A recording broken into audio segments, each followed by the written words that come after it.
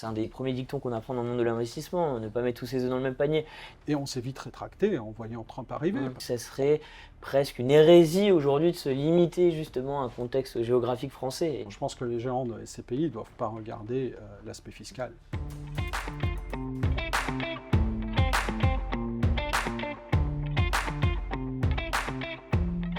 Bonjour à tous, bienvenue dans MNK Talk, une émission où on renverse les codes.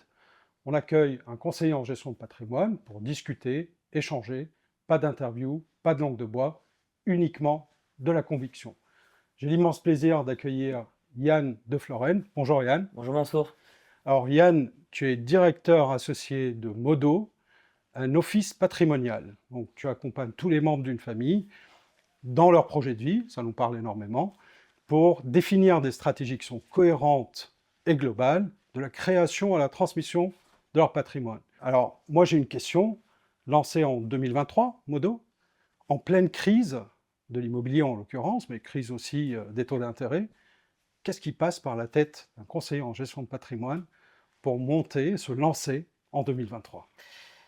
C'est la jeunesse de notre cabinet, je la dois aussi beaucoup à mon associé, qui était mon ancien manager, qui m'a lancé un peu dans cette opportunité. Et effectivement, c'est vrai que ça peut être contre-intuitif. 2023, pleine crise, qu'est-ce qui nous prend de se lancer à ce moment-là? Mais on dit toujours, c'est dans les crises qu'il y a les meilleures opportunités. On s'est lancé là-dessus. Ça va faire 3 ans cette année, je regrette absolument pas. Je pense que d'un point de vue et pro et perso, c'était un des meilleurs choix de vie que j'ai pu prendre. Et puis on est ultra satisfait depuis 3 ans de l'aventure qu'on a, de la satisfaction de nos clients, qu'on continue à suivre, qu'on continue à développer. Et comme tu l'as dit, on essaye d'accompagner le plus possible nos clients au niveau de la famille entière. On se développe de plus en plus sur un axe vertical. On a les parents, les grands-parents, les enfants. Et comme tu l'as dit, pour les accompagner dans tous les projets de vie, la construction, la gestion, la consolidation, jusqu'à la transmission du patrimoine. Parfait. Alors, comme tu sais, dans cette émission ou dans cet épisode, pas d'interview, donc pas préparé de questions. Par contre, tu vas nous tirer au sort un sujet qui va nous permettre d'échanger et de mettre en exergue tes expertises et les nôtres aussi. Allez, c'est parti. Merci. Très intéressant, que j'aime beaucoup. SCPI international, opportunité ou marketing? Ah ah. Alors, plutôt team SCPI ou pas team SCPI? Alors, à titre perso, j'ai mes convictions et j'ai toujours été SCPI. Avant même de faire ce métier, c'était un des premiers produits dans lesquels, à titre perso, j'ai investi. J'ai commencé à l'âge de 23 ans, quand j'étais en tout début de carrière. J'avais pas encore forcément accès à l'investissement immobilier en direct, au crédit. Donc, je voulais investir dans l'immobilier et en me renseignant, un des produits qui étaient les plus accessibles notamment à des jeunes comme moi en début de carrière, c'était la SCPI. J'ai essayé de me renseigner un maximum et ça fait depuis 2017 maintenant que j'ai mis de l'argent dans ce type de support. J'ai diversifié un maximum depuis, mais j'ai toujours été et je le suis toujours et satisfait, surtout convaincu par le véhicule que peut être la SCPI, où on a tendance à dire que ça représente tous les avantages de l'immobilier sans les contraintes. Je suis, à titre personnel, vraiment convaincu par ça, parce que depuis, j'ai fait aussi de l'immobilier en direct. Bien sûr. Le but, c'est pas d'opposer les deux, hein, bien entendu, ça peut se compléter, mais je vois vraiment la différence, notamment la SCPI, moi, en tant que particulier, l'absence de gestion, l'investissement qui roule, donc c'est sans prise de tête, c'est un petit peu une décharge psychologique d'investir dans cet outil. Et non, j'en suis tellement convaincu que maintenant, à titre professionnel, j'en propose beaucoup à mes clients qui, euh, de par mon intermédiaire, deviennent aussi assez adeptes et fans de ce produit. Mais aujourd'hui, on voit beaucoup des SCPI naître, au moins Mm. depuis 3-4 Mm. ans. Beaucoup qui vont sur la diversification avec un scope ou une direction très internationale. Ça ne doit pas être dans tous les cas très simple pour un conseiller en gestion de patrimoine. Alors nous, on est gérants, on a notre feuille de route et on la trace, mais comment tu arrives à faire le choix, la sélection, aller à l'international? Ça nécessite quand même un savoir-faire, ça nécessite une méthode, une compréhension. Que tu peux nous dire un peu voilà, quelle est ta stratégie de sélection de ces SCPI internationales? Effectivement, c'est vrai qu'aujourd'hui, on a plus de 200, 220 SCPI à date. Donc effectivement, je ne vais pas investir dans les 220 ni proposer les 220 à mes clients. On a, nous, avec Modo Patrimoine, on a nos critères aussi, mais on s'adapte aussi par rapport à nos clients.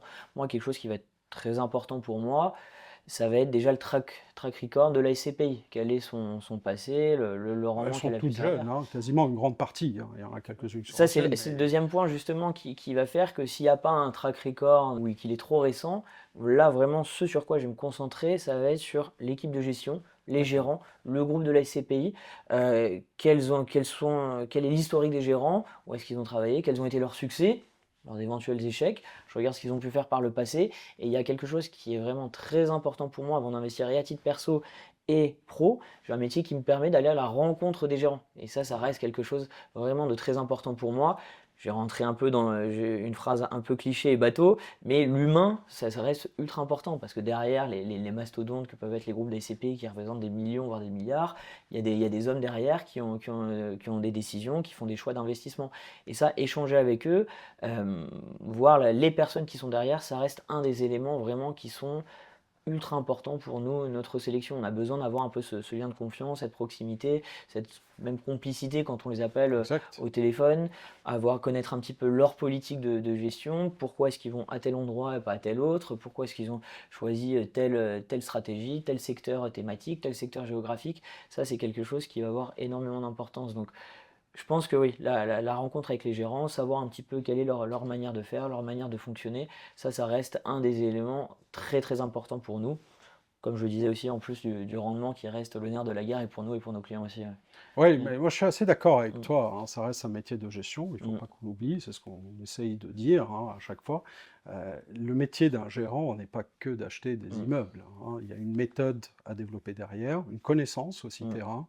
On a bien vu que historiquement les SCPI étaient très françaises mm, et que depuis maintenant une bonne dizaine d'années, elles commencent à franchir les frontières de la France et de plus en plus les frontières de l'Europe. mm, Donc ça nécessite quand même de la méthode, de la data et mm, des outils, parce que bon, aller acheter au Canada ou aller acheter en Nouvelle-Zélande ou au Japon, ou même aux mm. États-Unis, si on n'a pas compris les fondamentaux du marché et qu'on a pu développer dans tous les cas des outils de lecture, bah finalement, c'est comme une pierre jetée dans la mare, on va Mm, acheter un immeuble et ça va s'arrêter là. mm. Donc il y a une réelle volonté de gestion, mais aujourd'hui, dans ce que tu vois sur le marché, dans ces gérants, la proximité que tu as, est-ce que tu sens globalement qu'il y a des méthodes de gestion qui sont différenciantes? On le sent de plus en plus, et je reprends quelque chose que tu as dit, notamment avec la data.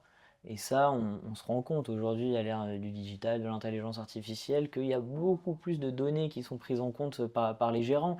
Et puis ça, c'est rassurant parce que ça permet d'avoir énormément d'informations, de ne pas aller investir à vue. Parce que forcément, moi, je suis l'intermédiaire entre le gérant, le client final. Celui qui a le plus la connaissance du produit, ça reste le gérant.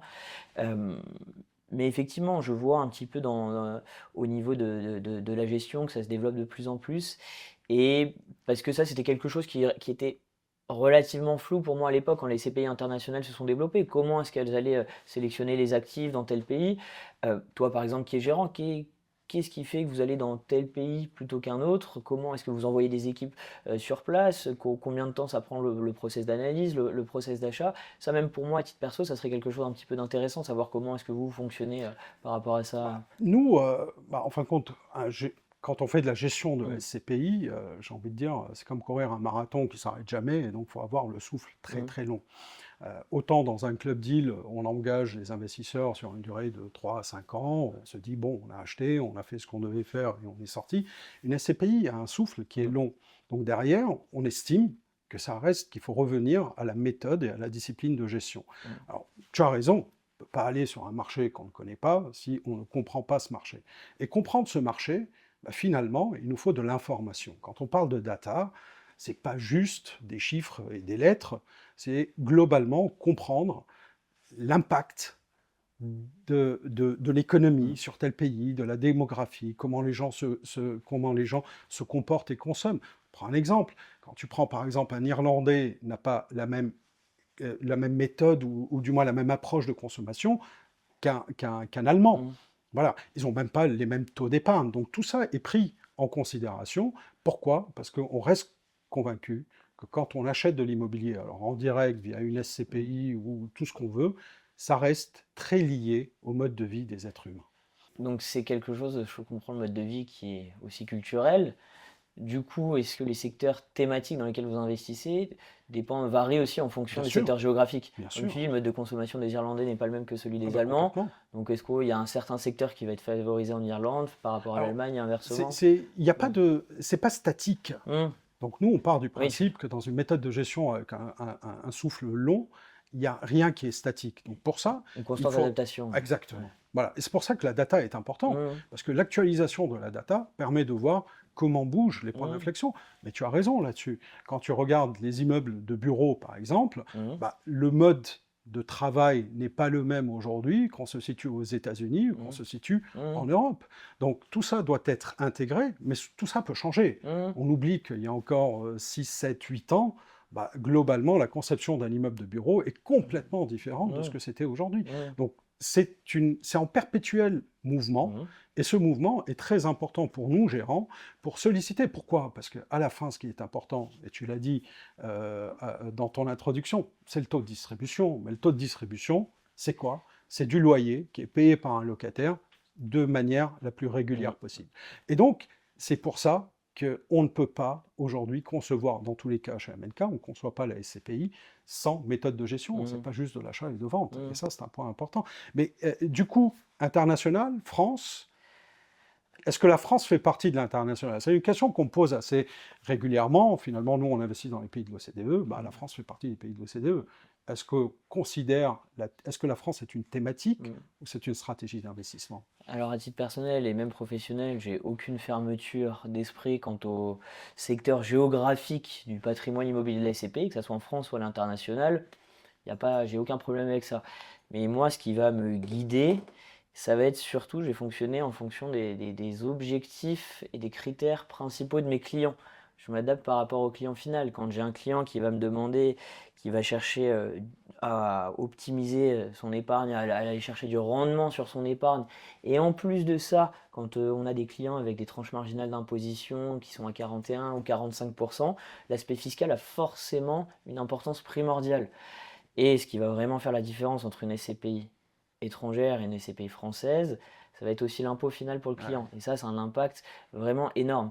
Donc, j'ai la plupart de mes clients, lorsque l'objectif est le rendement et la fiscalité, ça va être un peu réducteur, mais j'ai certains clients, ils s'en fichent un petit peu de la solution que je vais leur proposer.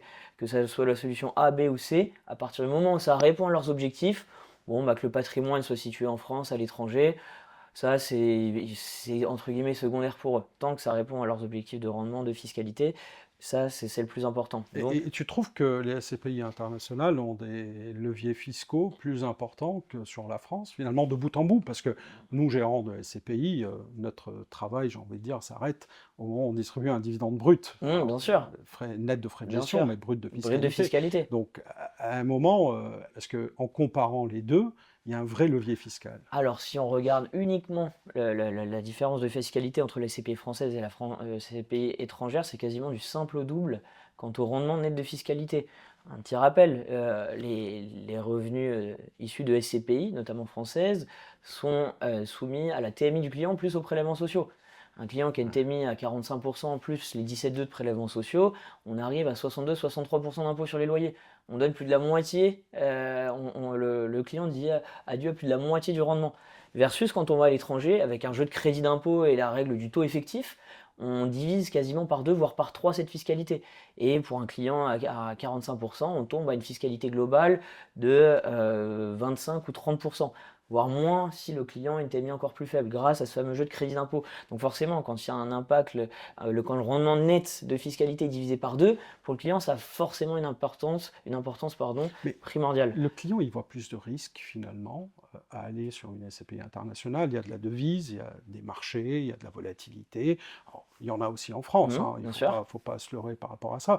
Mais il y a un côté, moi je l'entends souvent dans l'immobilier, on dit toujours, bah, on achète autour de chez soi Du parce que, tangible, on cherche voilà, quelque parce chose que de tangible. globalement on connaît les marchés, on connaît les lois, on connaît les trucs. Donc est-ce que finalement, cette fiscalité, est-ce qu'on est prêt à prendre plus de risques? Est-ce qu'il y en a ou pas? Je parle purement conception client. Ça me permet de faire une très bonne transition avec justement ce que j'allais te dire, les cas de figure dans lesquels je vais uniquement sur la SCP française. Je reviens à ce que je disais, c'est je m'adapte à mon client, à ses convictions, à ses objectifs. Ça m'arrive parfois, bah, comme je te dis, la plupart de mes clients, ils sont quand même assez focus sur leurs objectifs, rendement, etc. Donc, que ça soit international ou en France, il n'y a pas trop de différence pour eux. Mais j'ai des clients qui, eux, vont beaucoup plus regarder en détail le produit proposé, étudier le patrimoine, où il est situé. Et j'ai certains clients qui peuvent être fermés à l'aspect international. Tout bêtement, la peur de l'inconnu, hein, la peur Bah d'aller oui, bah oui. investir dans des pays qu'on connaît à peine, quel est le régime politique, est-ce qu'il y a une stabilité économique, fiscale, financière. Ils ont des informations, entre guillemets, les limitées, ou du moins beaucoup moins abondantes que ce qu'on a en France. Et ça les rassure, comme tu disais, hein, même dans l'immobilier en direct, on veut investir à côté de chez soi, on connaît l'amour français qu'on a pour la pierre, c'est tangible, on voit, on sait dans quoi on investit, on sait où c'est situé. Bah, certains clients justement, sont aussi attachés à ça. C'est pour ça que ça les rassure qu'on reste en France. Et dans ce cas de figure, on reste uniquement sur de la SCPI dont le patrimoine est situé en France. Après, tu me parlais de la différence de rendement. Je me suis amusé à regarder. C'était pas plus tard qu'hier. Quand on prend le classement 2025 en termes de rendement des SCPI, quand je regarde les 10, 15, 20, 30 premières, ouais, les 20 premières, il y a un point commun, elles ont quasiment toutes du patrimoine situé en partie, voire totalement à l'étranger. Donc, encore une fois, j'ai pas étudié les dizaines, vingtaines de pays dans lesquels le patrimoine de toutes ces pays sont situés, mais du coup, je fais un constat assez bête et méchant. Bah, les meilleures SCPI dont le rendement est le plus important, brut de fiscalité bien sûr, elles ont toutes du patrimoine situé à l'étranger. Donc je me dis, bah, est-ce qu'il y a encore du rendement en France quand on voit que les meilleurs, enfin, les meilleurs Bah, SCP en il y a- termes de rendement sont plus principalement situés à l'étranger. Donc ça aussi, c'est une question que je me pose. bah, Est-ce qu'il faut sortir de France pour aller chercher du rendement? Alors, oui, ce qu'on voit, nous, aujourd'hui, si on regarde juste l'Europe, alors, c'est pas le cas dans tous les pays, Bien sûr, oui. mais en général, si on compare par exemple la France au Royaume-Uni, qui sont peu ou prou dans des volumes quasiment comparables Mhm, en termes d'économie, en termes de marché, etc. On voit qu'aujourd'hui, du fait du repricing qu'il y a eu, hein, mhm, c'est les fruits de la crise, hein, mhm. on a globalement 2% à 3% de rendement de plus. Par contre, nous avons un risque de devise qu'il faut Oui, aussi ah oui, intégrer oui. là-dedans. Par contre, je pense que la France reste un marché qui est un marché solide, qui est un marché qui a une certaine profondeur. Mhm, Néanmoins, je pense que le moment d'acquisition en France, du moins ça c'est les convictions que je mhm. mets le cas, n'est pas favorable, hein. Ok. On rappelle qu'on parle, on est en mars 2026. Et aujourd'hui, pourquoi? Parce que ça fait plus de 2 ans qu'on a une situation de blocage budgétaire, politique, et donc on voit même bien, hein, c'est quand tu compares aujourd'hui le taux d'emprunt de la France par rapport à l'Allemagne, Mhm, ce n'est pas le même. Voilà. Alors, il n'a jamais été le même, mais le gap est très important. mhm, Donc, on se dit, les fondamentaux macroéconomiques ne sont pas aujourd'hui, ne nous permettent pas, dans tous les cas, de considérer la France comme un marché intéressant d'achat. mhm. Là où nous, on a une règle qui est très simple, pour chaque euro qui nous est confié, quel est le meilleur endroit où il faut aller. Ça ne veut pas dire qu'en absolu, la France n'est pas bien. Mhm. Vous n'êtes Donc, pas fermé. on n'est pas S'il y a une fermé. opportunité en France, vous pouvez y Exactement. aller. Alors, on pourrait y aller, Mhm, mais pour le moment, dans nos convictions de l'année, la France ne fait pas partie de, j'ai envie de dire, de notre feuille de route, mhm, et on reste concentré sur quelques pays européens, pas mal d'anglo-saxons, voilà, il y a encore de la marge, hein, j'ai envie de dire, on arrive à acheter au Royaume-Uni, même s'il y a ces risques de devises qu'on couvre, mhm. hein, donc on a une très bonne politique et stratégie de couverture des devises, on rappelle quand même que on est dans un marché qui, je rappelle, hein, on est en mars 2026, retour de l'inflation, potentiellement une réaugmentation des taux d'intérêt, Mhm, donc de la volatilité sur la devise qu'il mhm. faut intégrer.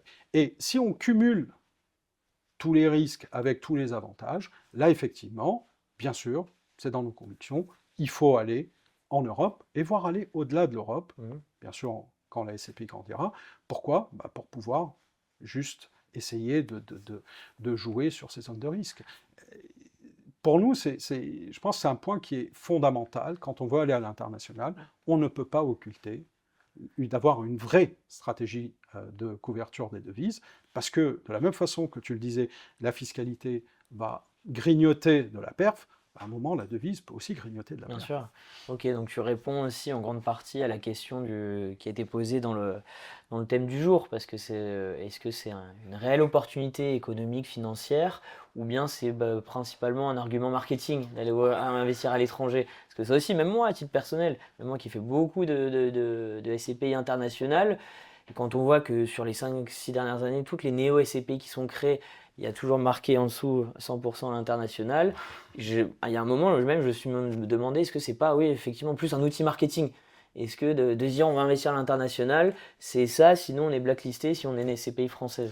Bah, Donc l'international n'est pas que marketing. de marketing, Ouais. il y en a beaucoup, hein. Bien sûr. C'est un produit marketing. La Mmh, SCPI est un produit grand public, donc de facto, il est marketing. mmh, Alors, beaucoup de marketing, ça existe. mmh. Est-ce qu'il y a beaucoup d'opportunités? Ça reste une vraie Aussi, question ouais. ouverte. Alors, nous, en tant que gérant, on a notre lecture du marché. Mmh. Mais ce qui est plus intéressant, je te renvoie la balle là-dessus, c'est est-ce que toi, tu penses que dans ces SCPI, tu parlais de néo-SCPI, alors la majorité qui vont à l'international sont plus des nouvelles SCPI, il y en a quelques-unes qui sont anciennes et très connues aujourd'hui sur la place, mais comment tu arrives à naviguer entre, allez, ce qui est beau à voir et la réalité de l'opportunité?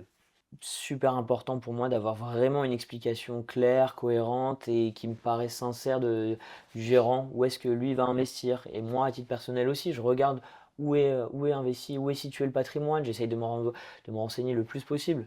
Tu le disais, on a de plus en plus de data, on a accès à cette data. C'est vrai. J'essaye de récupérer un maximum d'informations. Pareil, vous avez vos convictions chez MNK, j'ai les miennes aussi. Bon, ça, seul l'avenir nous dira qui a raison, mais j'essaye de vraiment m'appuyer un petit peu sur mes convictions, les expériences passées, par rapport aux SCPI qui, dans le passé, ont connu quelques remous. Qu'est-ce qui a fait que ces SCPI ont justement connu du remous? Quelque chose aussi de super important pour moi. En plus de ça, la diversification géographique à l'étranger, même si c'est impossible de maîtriser la fiscalité, l'économie, l'état des finances des 20, 30, 40 pays dans lesquels sont situés ces SCPI. Ce qui m'intéresse aussi beaucoup, c'est la diversification thématique. Ouais.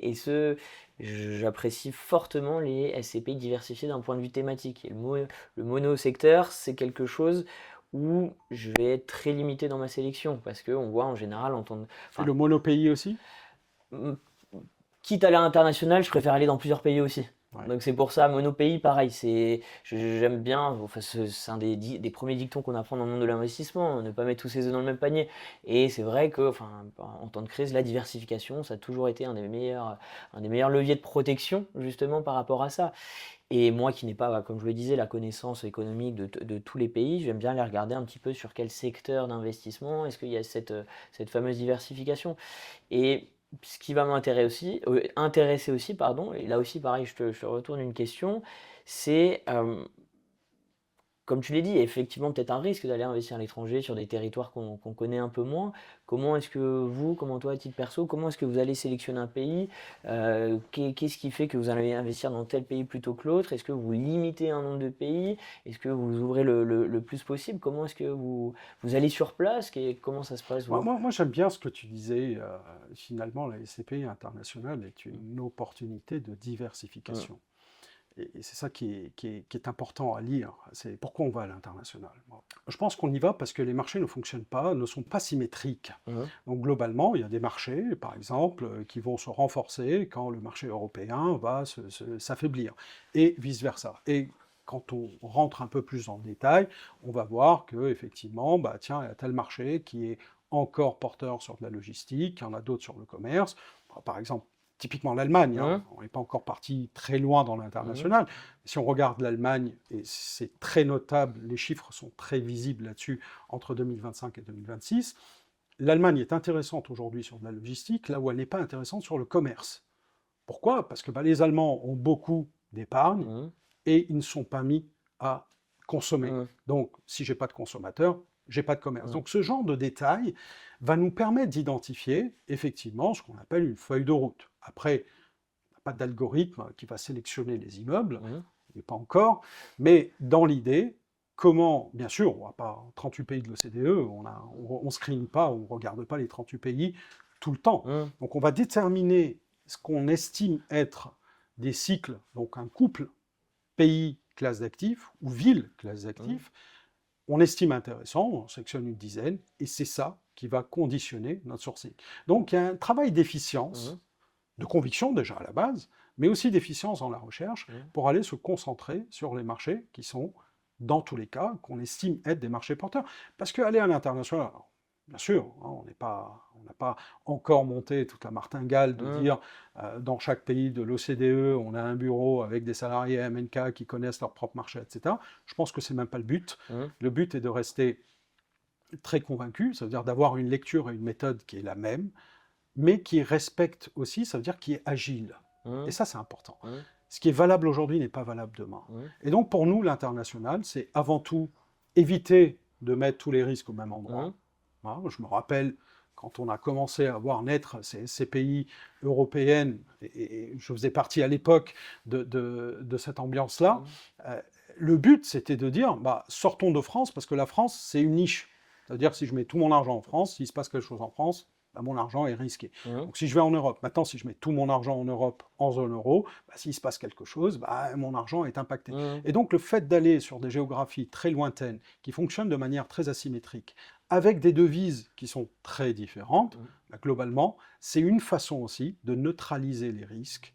C'est comme si tu as un portefeuille en bourse et que tu te dis, bah, j'achète des actions européennes, des actions américaines, de l'émergent, un peu d'or, et ça fait du bien ces temps-ci, un peu de pétrole au cas où il y a une zone. Et donc c'est cette diversification de portefeuille dans la même SCPI qui va permettre d'éviter ces volatilités qui sont assez importantes.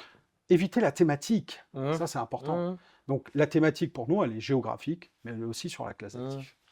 Mais tu disais, il y a une certaine gymnastique intellectuelle dans cette stratégie, parce qu'il y a les devises aussi qui rentrent énormément en compte. Comment Ouais. vous, justement, vous gérez ça? Parce qu'on se rend compte, c'est pas que contrairement à, entre guillemets, l'investisseur lambda qui repère une ville, un appartement qui choisit, là, il y a beaucoup plus de critères qui rentrent en compte. Quand on est une SCPI internationale, des critères macro, micro, économiques, financiers, Ouais, mais notamment les devises. Comment vous bah, arrivez à nous, on a gérer tout pris le ça? pari, avant de lancer la SCPI, d'avoir une salle de marché intégrée, hein. Oui, Et on a une ok, salle de marché intégrée. ok. Donc ça veut dire que nous, on ne dépend pas, hein, et ça c'est comme ça que ça se passe dans la vie, hein, il y a la majorité des gérants aujourd'hui appellent le banquier, le temps que le banquier fasse un conseil Mhm. pour déterminer une politique de couverture de la devise, passer l'ordre, donc il peut se passer 2, 3 jours, 4 jours entre le moment où je fais la demande et le moment où je passe l'ordre. Mhm. Mais en 4 jours, il peut se passer des choses, hein. Mhm.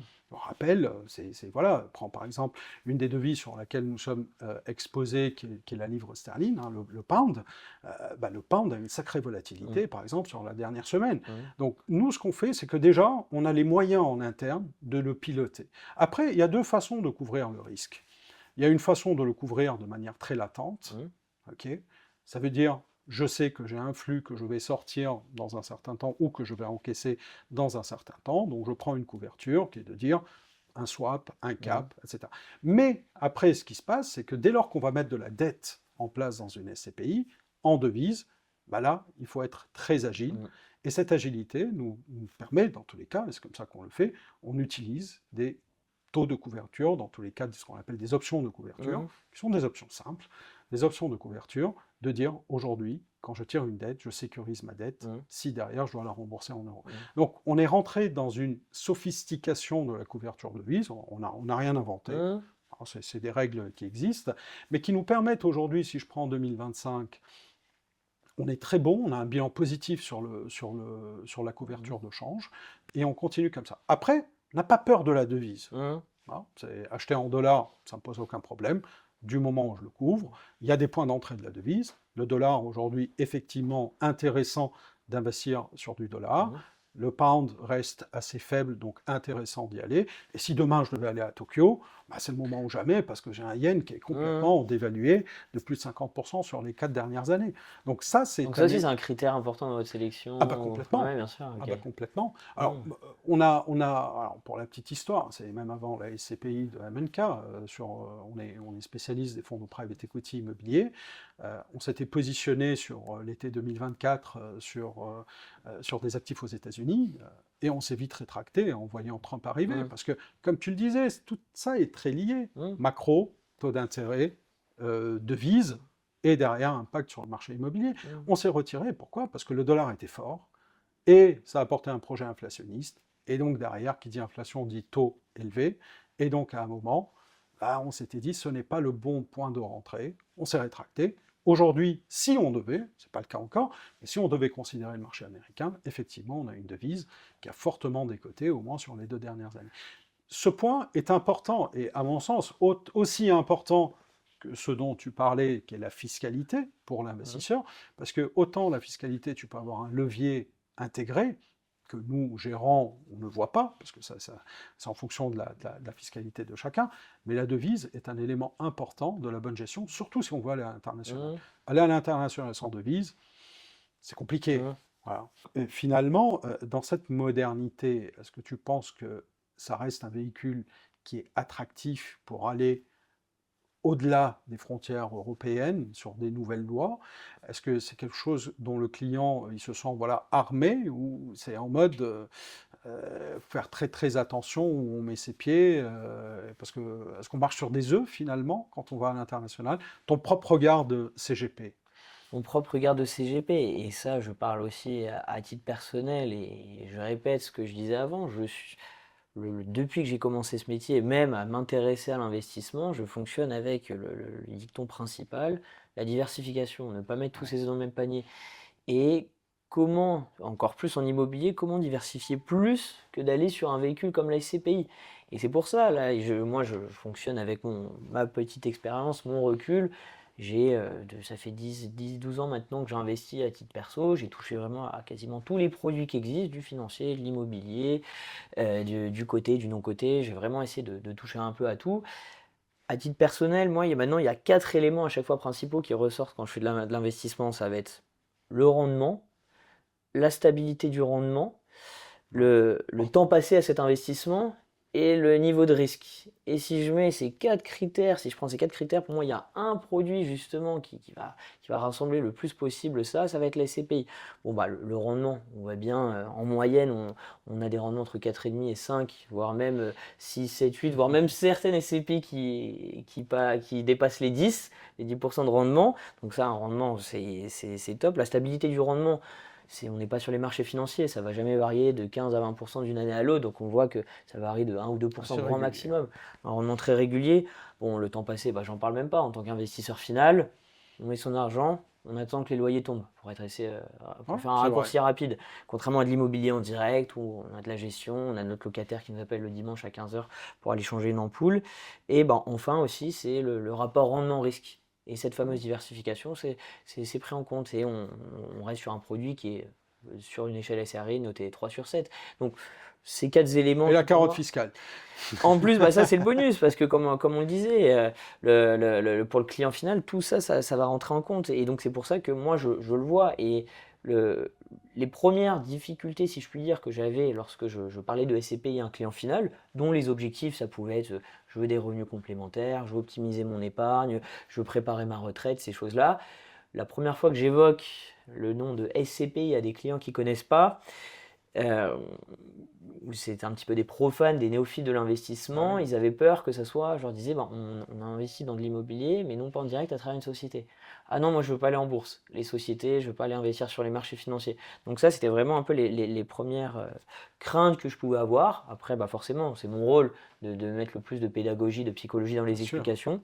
Et ça, ce que je peux t'assurer, ça fait 7 ans que je fais le métier de conseiller en gestion de patrimoine, 3 ans que j'ai mon cabinet, quasi 100%, même je pense 100% de nos clients à qui on a fait investir en SCPI, au bout d'un an, 2 ans, lorsqu'ils avaient un bonus, une prime, un héritage, de l'argent qui tombait, ils remettaient de l'argent dedans parce qu'ils se rendaient compte de l'intérêt du produit, tous les éléments dont j'ai évoqué, l'absence de gestion, le rendement qui est plutôt stable, le rendement intéressant.